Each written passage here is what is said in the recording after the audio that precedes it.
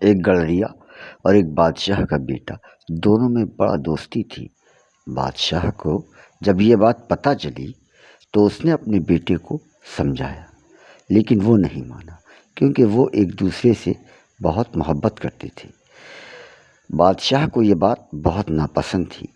ایک دن اس نے اپنے وزیر کو بلایا اور اس سے صلاح لی تو وزیر نے کہا، بادشاہ سلامت، ان دونوں کو آپ الگ کرنا چاہتے ہیں؟ بولے بالکل، کہیں کل ایسا نہ ہو کہ نسل داغ داغ ہو جائے۔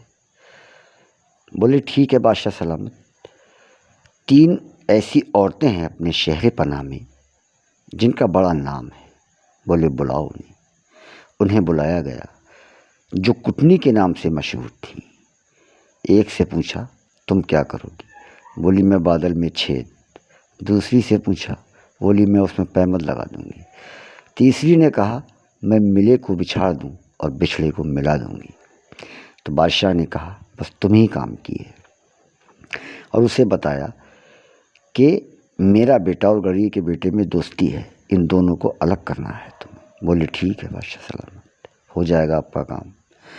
ایک دن اس نے ڈولی منگائی اور کہار بلائے اور اپنا سنگار کیا اور پتہ نکالا کہ وہ دونوں کس جگہ ہیں، تو بتایا لوگوں نے کہ فلاں جگہ ہے۔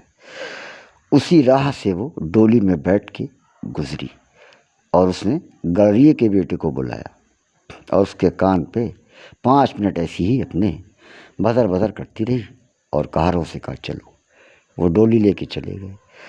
اب گڑیے کا بیٹا جب بادشاہ کے بیٹے کے پاس آیا تو اس نے پوچھا، بتا دوست کیا کہہ رہی تھی؟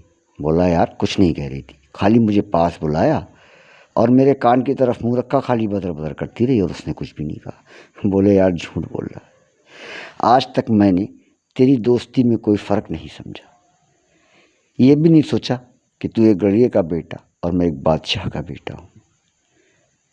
تجھے میری دوستی پہ اتنا بھروسہ بھی نہیں کہ اس نے تجھ سے ذرا دیر محبت کیا کر لی تو اپنے دوست کو ہی بھول گیا۔ بولے نہیں یار تو غلط سوچ رہا ہے میرے یار۔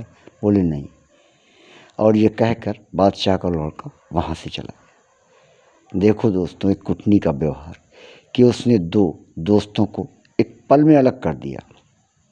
یہی ہمارے دیش کے نیتاؤں کا حال ہے۔ آج انہوں نے دھرم کے نام پر ایسا زہر گھولا کہ ایک بھائی کو ایک بھائی سے بالکل جدا سا کر دیا۔ ایسا نفرت دھرم کا زہر بھرا کہ کمال ہے، جبکہ ہم ایک مٹی سے پیدا ہیں۔ بھلے ہی اوپر والے نے ہمیں دھرموں میں بانٹا، وہ اس کی رضا،